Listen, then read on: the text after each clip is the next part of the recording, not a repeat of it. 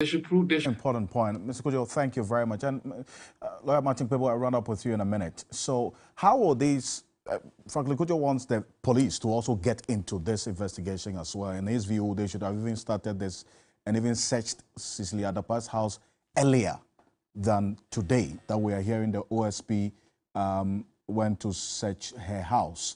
Now, how will these multiple investigations play out if the police decides to? Oh, that's how it's supposed to be. Do you remember? So multiple institutions investigating is good. They will serve as a check on each other, so that as and when each institution uncovers something bad, they know that, look, if they sit on this evidence, the other one will expose it. So in that case, everybody will want to come out with all the evidence, right? Yeah, so multiple institutions investigating is good. Look, you know, when Donald Trump was said to have, the Russians were said to have colluded with Donald Trump or interfered in the American elections of 2016, right?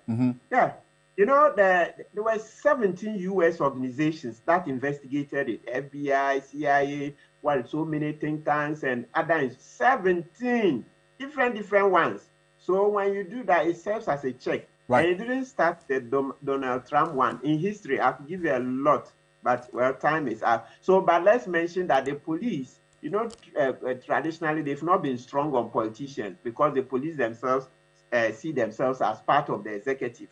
That's how we created the OSP and then Shraj. But if the police fail now, they can assert themselves. Why not? They are welcome. Appreciate you. Lawyer Martin Pebo, thank you so much for joining us here on Ghana Tonight. And to you, Franklin Kojo, founding president of Money Africa, thank you for your time. This is Ghana Tonight. Now, there's another issue that is brewing some tension in the Aswase area. We're getting to that coming up next here on Ghana Tonight. We go straight to the Ashanti region, specifically to the Aswase constituency, where there's some tension in there, that area where some youth attacked a police station after one of them was reportedly died as a result of a police swoop. We're live in that region tonight. Stay with us. We will get some updates on this rather unfortunate situation. This is Ghana Tonight. We'll be back shortly.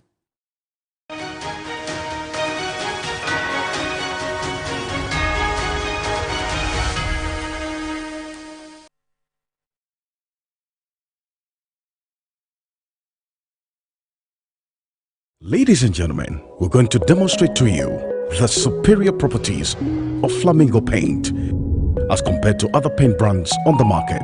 We take equal quantities of Flamingo paint and this ordinary paint. We then dilute them with water. And now, let the test begin.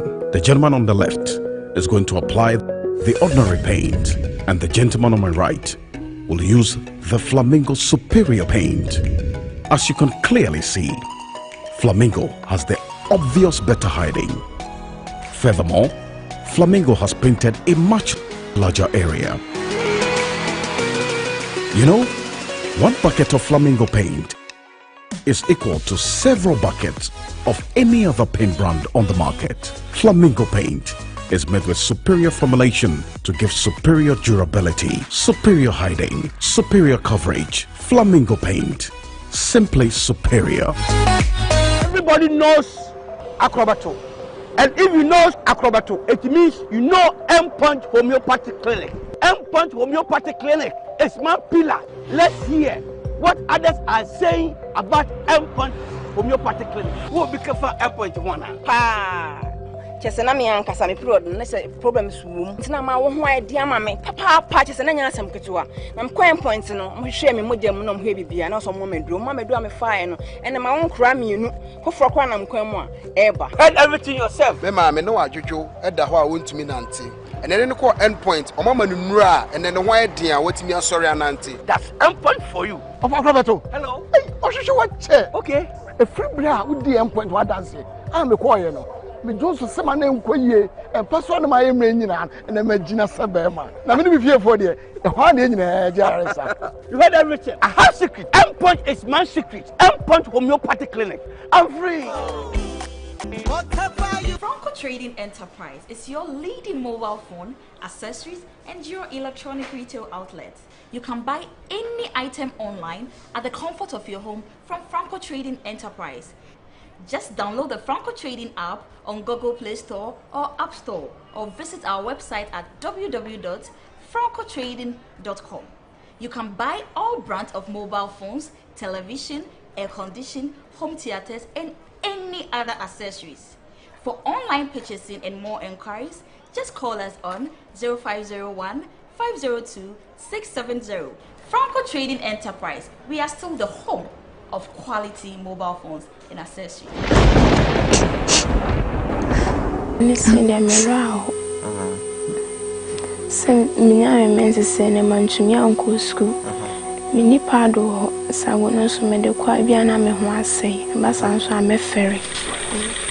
Now, in order to curtail the flow of a monthly period, some of the girls here use anything from rags, old clothes, toilet papers, even baby diapers, or literally anything that can absorb the flow. She's at the moment experiencing her monthly flow and also wearing a rag to absorb the flow because she cannot afford.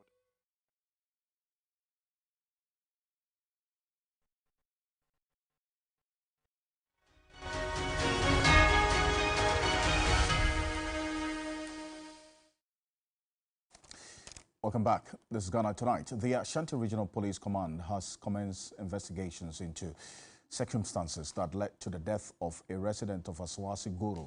Now, Salahuddin, we understand, died shortly after he was arrested in a police swoop operation meters away from his home on Sunday, July 23. The family of the deceased claimed that the police manhandled their relative and left him to die. There's an update. We have an autopsy report on this, but my colleague Ibrahim Abubakar came through with this report earlier today. Friends and relatives of Salahuddin didn't know he would return home alive when he stepped out to buy granules in his vicinity in the early hours of Sunday. The 35-year-old's life was taken when he got caught up in a police swoop operation. An autopsy report stated the cause of death as splenic rupture, blood in abdominal organ, and blunt force trauma, that is, injury of the body by forceful impact or physical attack. Friends and families are accusing the police of Salahu's death. You came, and then maybe if you have arrest somebody, and then the fellow, maybe something happened to him, the first thing you have to do is you have to take him to the hospital. Even though if he's a criminal or whatever it is, you have to take him to the hospital. Then first aid or whatever it is. If he come normal, then whatever the case is you can do. But you shouldn't have leave the fellow like that, then you go away. We want justice. We don't know why that he arrested those who were not dead. They sent them to the police station and left him alone there. You know, the police phone about mobile scatty. The police came for a swoop to arrest drug addicts in the area. Everybody was running, and our friend also attempted to run but slipped and fell. Well, very worrying development there. Let's go straight to the region. And my colleague, Ashanti Regional Correspondent Ibrahim Abubakar, is joining us. Also, Dr. Adam Bona is a security analyst. He's been following this particular situation quite closely. Gentlemen, good evening. Thank you very much for joining us on Ghana Tonight. I'll start with you, Ibrahim. We understand there's an autopsy report on Salahuddin's death, which alleges police brutality, indicating he died of massive blood in his abdominal cavity. Can you confirm this? Exactly, Alfred. You know, when Salahuddin died yesterday, the police, we are told, left him at the scene. So the family had to go and take him. Initially, the youth were angered. They just stormed the Aswazi police station and were making noise. They were demanding that the police should come and pick Salahuddin because they were the ones, allegedly, who killed him. But that didn't happen. The family took him. As a Muslim, they wanted to bury him this morning in accordance with the Islamic rite.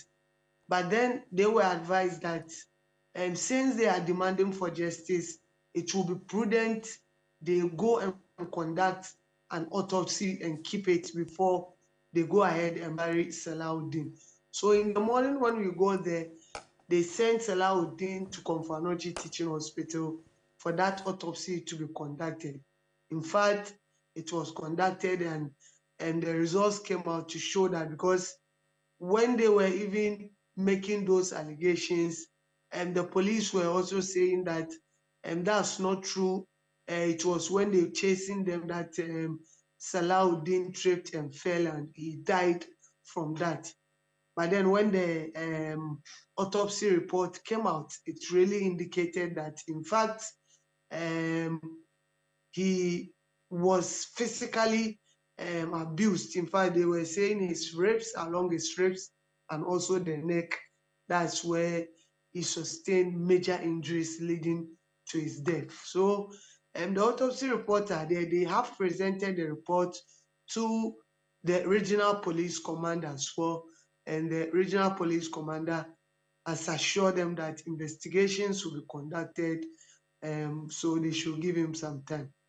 I see. Ibrahim, so I'm bringing Dr. Dambona. Really, I have details of this autopsy report, and it does indicate that this gentleman died of massive blood in his abdominal cavity, and then he also suffered splenic rupture and blunt force trauma. This is this 32-year-old. This area is not new to a situation like this. You understand, you recall these 7 young men who were gunned down as well.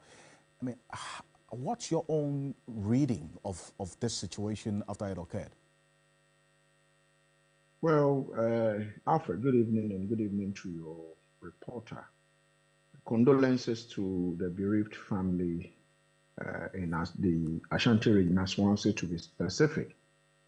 Just like you're recounting, the Aswanse 7 incident is still fresh on our minds, you know, and so one would have thought that whether he was chased and he slipped and, you know, fell or he was, you know, assaulted by the police officers who went there for a swoop. The expectations, or one would have expected that they will pick him up, you know, injured or not injured, and attend to him. But to have left him there, I think investigations should swiftly be conducted, and the perpetrators, if found, you know, culpable, should be punished. I think that this conduct, if it's something that investigations come out to say they acted unprofessionally, is becoming something that, if you ask me, I would say unacceptable, especially in this same Aswanse area. A 32-year-old man, yes, you've gone in there to conduct a swoop. And so whether he was brutally assaulted or he slipped and fell and got injured and couldn't get up again, it is the duty of the police to have attended to him, you know, injured or not injured. In any case, they were there to arrest people, you know, presumably people they suspected to be engaging in some illicit activities. So usually they would arrest, you know, abled men and sometimes some young women who find themselves in a certain geographical area or certain confinement. And so it's just a pity, you know, very sad that such an incident would happen. I would urge the residents of Aswanse to keep calm, because sometimes you would have, you know, you would have a case, but the way you go about dealing with the case would, you know, get you, what do you call that, the general public to support you or otherwise. Mm-hmm. So they shouldn't attempt to vandalize the police station or brutalize any police officer or do anything untoward. I do believe that the regional police commander, as your reporter did indicate, has said that this incident is going to be investigated. That's once a 7 incident is still fresh on our minds. Indeed, Alfred. indeed, and that's on that point that I still stay with you, because already we understand there's some, disquiet there. The police station in the area earlier was vandalized by the youth, and so what should the police be seen to be doing to ensure, and those are the videos you're seeing on the screen, what should the police be seen to be doing to ensure that they win the confidence of the youth and the people in Asawase, that they are going to be impartial in investigating this particular incident? Well, I think, they would have to do a lot of engagement. They would have to do behind the scene engagement. Asawase is heavy, this is a Muslim community. And therefore, their first point of call should be to engage the imams of the area, opinion leaders, assemblymen of the area, and also engage the deceased family. If the young man has, parents, surviving parents, engage the family. Be seen to be engaging, the family of this deceased and the friends and the people in the area immediately. It is very important, because whether the citizens of Asawase like it or not, whether the police in Asawase or the police station in the area, whether they like it or not, they have to coexist. And therefore, they have to find a way to live together. And so I would urge the police as soon as possible to, if they haven't started, to start some engagement with the citizens or the, residents of Asawase. And also I would urge the imams of the area, and urge the assemblymen, the opinion leaders of the Asawase area. And most importantly, the MP of Asawase, Honorable Mubarak, yes, Muchaka is a very influential person in the scheme of things. If you want to talk about Asawase, you can't talk about Asawase without Honorable Mubarak. And so I would urge, if they have not already engaged him, they would have to put in a call. If it's in Accra, they have to put in a call quickly to scramble him to Kumasi, right, to calm nerves. Because then, if I don't know whether the young man has been buried yet, I'm not sure. We can confirm that, but you say that for your recommendation, it should be brought to Accra so that the situation can be settled, correct? No, not. I mean the commander, not the person who's died. No. What I'm trying to say is that the MP for Asawase should be sent to Kumasi. He's someone who the people in the area respect a lot, and so I want to believe that the police can engage him and find a way to get him to speak to opinion leaders, the imams, the residents of the area.